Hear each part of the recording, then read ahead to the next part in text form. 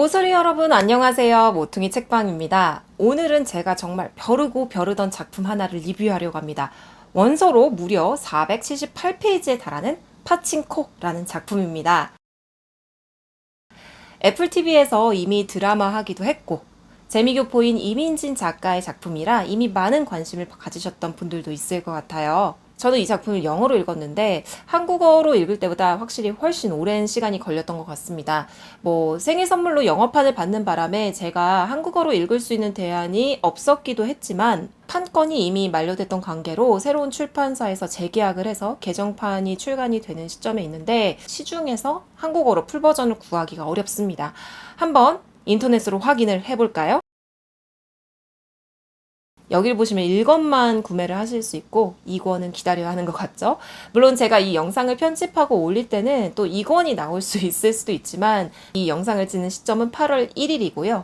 2권을 파는 데는 아무 데도 없네요. 이 소설과 관련해서 여러분께 공유하고 싶은 소식은 이민진 작가님이 직접 하시는 북토크가 세종대학교에서 8월 10일에 열린다고 합니다. 총 2,000명을 선발한다고 하니까 관심이 있으신 분들은 인플루언셜 홈페이지에 가서 신청을 해주시면 되겠습니다. 자, 이제 본격적으로 줄거리를 정리해 보려고 하는데요.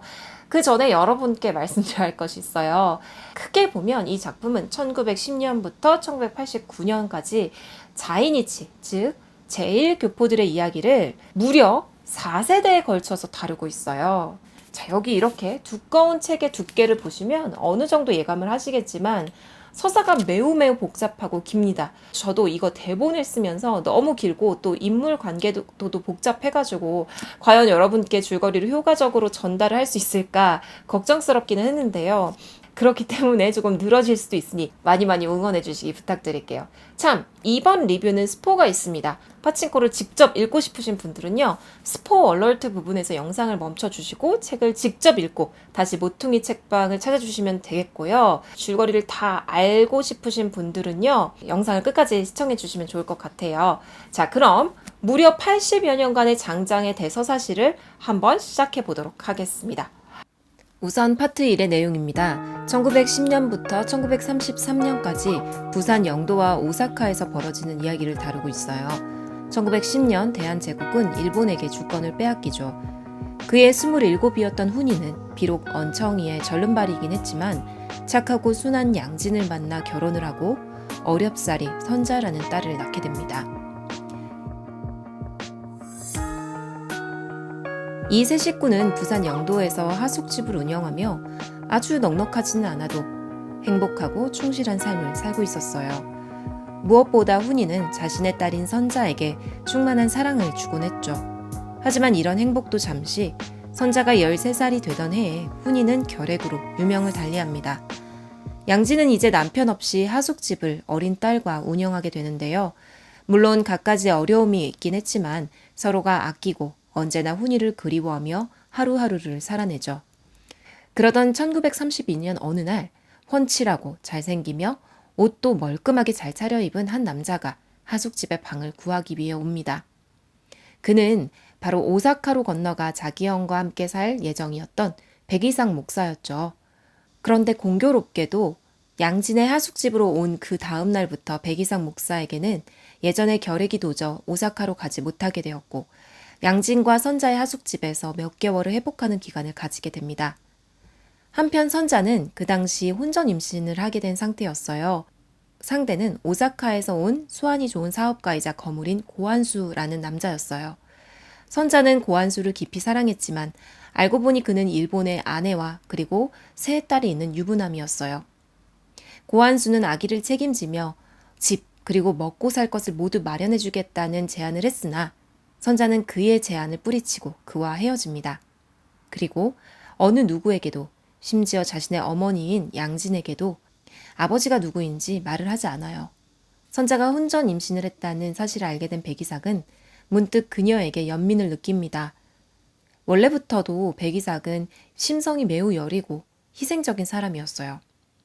어릴 때 몸이 약했던 그는 남은 자신의 나날들을 남을 위해 써야겠다고 항상 다짐을 했던 것이죠. 특히 결핵에 걸려 자신을 보살폈던 양진과 선자에게 은혜를 갚는 것, 그리고 선자에게 자비를 베푸는 것은 이 불쌍한 여인과 결혼을 해서 오사카로 가 아이를 키우는 것이었어요. 그래서 이삭과 선자는 오사카에서 이삭의 형인 백요셉과 그의 아내 경희와 함께 가난하지만 정서적으로는 안정된 삶을 꾸려가게 됩니다. 그리고 1933년 선자에게서 그 아이가 드디어 태어나게 되죠. 이삭은 그 아이에게 노아라는 이름을 지어주고 자신의 아이인 것처럼 보살핍니다. 이렇게 행복했던 삶은 계속될 것만 같죠. 시간은 어느덧 6년이 흘렀습니다. 그 사이에 백이삭과 선자의 사이에서는 둘째 아들이 태어나게 됐죠. 아이의 이름은 모자수였어요. 선자는 노아와 모자수를 돌보며 언제나 이삭의 관용에 감사하고 그를 위해 평생 충실하리라는 다짐을 합니다. 그런데 이런 행복도 잠시 그들의 집안에는 불안의 그림자가 들이닥칩니다. 바로 이삭과 유목사 그리고 허씨가 신사참배를 거부했다는 이유로 감옥에 잡혀 들어갔던 것이죠. 당시 일본인들은 한국인에게 매우 불리한 처우를 하고 있었고 이렇게 한번 체포된 경우 한국인들이 살아오는 경우는 거의 없었어요. 요셉의 외벌이로 나머지 식구가 먹고 사는 것은 빠듯했어요. 선자와 경희는 김치를 만들어 시장에 내다 팔기로 합니다. 물론 요셉은 자신의 경제력이 이 식구를 모두 서포트할 수 없다는 사실에 자존심을 상해하긴 했지만 선자가 시장에 나가 김치를 파는 것을 막을 수는 없었어요. 이렇게 선자가 김치를 팔면서 그들의 집에는 작은 변화가 생깁니다. 언제나 단정하고 깔끔하게 차려입길 즐겨했던 노아에게서는 김치 냄새가 나기 시작했고 그랬던 탓인지 선생님은 노아를 냄새나는 아이들과 함께 자리에 앉도록 했죠.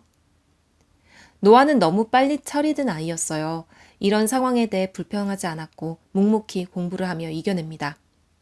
그리고 어떤 일본인보다 더 공부를 잘하기 위해 노아는 이를 악물고 노력하죠. 한편 선자와 경희표 김치는 오사카에서 가장 맛있는 김치라고 소문이 납니다. 그 말을 듣고 한 레스토랑의 매니저는 선자와 경희에게 일자리를 제안하죠. 경희와 선자는 이제 더 이상 시장에서 김치를 담글 필요가 없었고 둘 다 고급 레스토랑에서 일을 할 수 있게 되었어요. 그렇게 2년의 시간이 흐르죠. 8살이 된 노아는 학교에서 돌아온 집 앞에서 한 거린이 쓰러져 있는 것을 봅니다. 자세히 보니 그는 자신의 아버지인 백이삭이었어요. 백이삭은 감옥에서 출소한 상태였지만 더 이상 살 가망이 없었어요. 노아에게 배움의 중요성을 강조하고 세상을 떠납니다. 이렇게 이삭이 죽고 시간이 흘러 또 1944년이 됩니다. 레스토랑의 매니저인 김장호는 경희와 선자를 급하게 부릅니다. 그런데 그 레스토랑 안에는 놀랍게도 고한수가 있었어요. 알고 보니 고한수는 이 레스토랑의 주인이었으며 지난 10년간 선자가 그럭저럭 살 수 있도록 뒤에서 몰래 신경을 쓰고 있었던 거예요. 고한수는 이런 말을 합니다.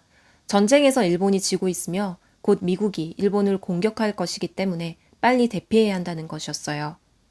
갑자기 튀어나온 고한수에게 화가 나기도 했지만 아들 노아와 가족을 살리기 위해 그가 제안한 대피의 계획에 동참하지 않을 수 없습니다.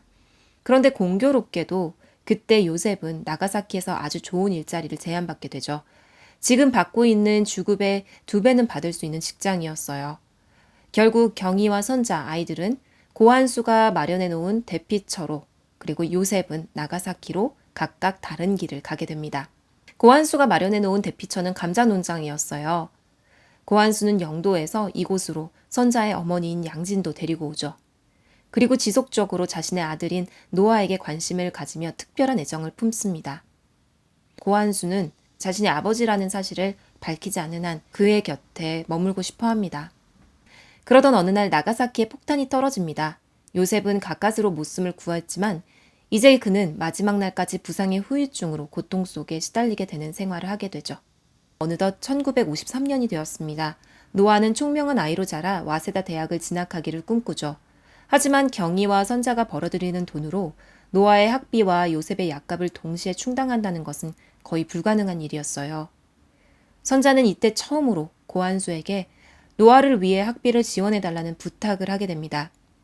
그리고 그 대가로 고한수는 자신의 아들 노아를 개인적으로 만날 수 있는 기회를 얻게 되죠. 하지만 이것이 결국은 이 가족의 불행의 시초가 됩니다. 여기서 잠깐! 소설을 직접 읽고 싶으신 분들은 여기까지만 보시고요. 이야기를 전부 다 듣고 싶으시다면 계속 시청 부탁드릴게요. 한편 모자수는 그다지 공부에 관심이 없습니다. 학교에서는 친구들과 쌈박질을 하였고 결국 파친코에서 일자리를 제안받아 학교를 그만두고 일을 하기 시작하죠. 모자수는 성실하고 근면하며 정직합니다. 곧 파친코의 대표인 고로 씨의 눈에 들어 승진을 하게 됩니다. 모자수가 이렇게 일을 하는 동안 노아는 와세다에 붙어 그렇게나 원했던 영문학 공부를 하게 되었습니다. 그러나 이렇게 좋은 일만 계속될 것 같았던 선자의 집에 큰 불행이 닥치게 됩니다. 노아가 자신의 출생의 비밀을 알게 된 것이었죠. 자신의 생부가 백이삭이 아닌 고한수였다는 것을, 그리고 고한수의 그런 어마어마한 부는 결코 정당한 방법으로 얻어진 것이 아니라는 사실을 알게 된 것이죠. 이에 노아는 자신은 저주받은 운명이라며 가족들로부터 자취를 감춥니다. 그리고 시간은 다시 흘러 드디어 파트 3, 1962년이 됩니다. 사라졌던 노아는 나가노에 있는 한 파친코에서 자리를 잡게 됩니다. 그가 한국인이라는 사실은 아무도 알지 못했어요.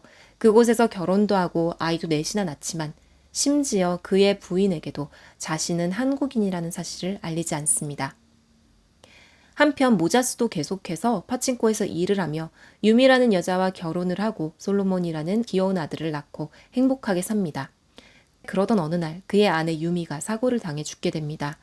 모자스는 유미의 꿈이었던 미국이라는 공간에 솔로몬이 정착할 수 있도록 더 많은 돈을 벌겠다는 다짐을 하죠. 1978년 드디어 고한수와 선자는 노아가 어디에 살고 있는지 알게 됩니다.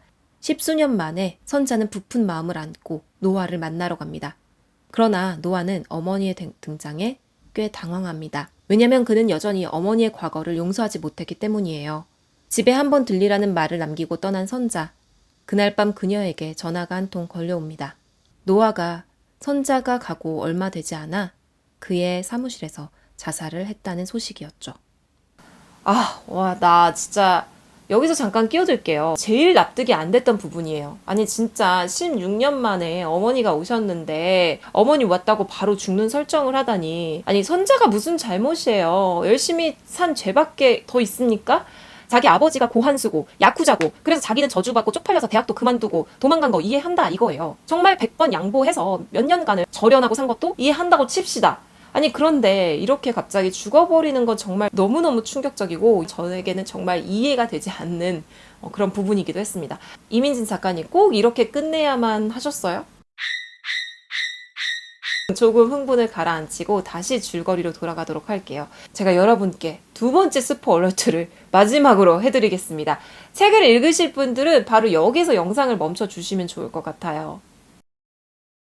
두 번의 영상을 끄실 기회를 드렸음에도 불구하고 계속 봐주시는 모서리 구독자님들 정말 너무너무 감사드려요. 제 줄거리 요약이 정말 재밌다는 얘기겠죠? 어쨌든 이전까지는 어찌 보면 우리가 어디선가 봤을 법한 시대물 드라마의 내용 같은 부분이었다고 치자면 지금부터는 이 소설의 핵심 주제가 관통하고 있는 부분입니다. 그래서 제가 굳이 여러분들께 좀 읽어보시라 라고 얘기했던 부분이기도 한데요. 파트 3의 챕터 10부터의 줄거리를 다시 한번 돌아가 보도록 하겠습니다. 노아가 죽었습니다. 그리고 또 세월은 흘러 솔로몬이 14살이 되죠. 모자수는 파친코를 통해 정말 많은 부를 축적했습니다. 덕분에 솔로몬은 일본 학교를 가는 대신 국제학교를 다니며 누구보다 풍족한 생활을 하죠. 그날은 솔로몬의 생일입니다.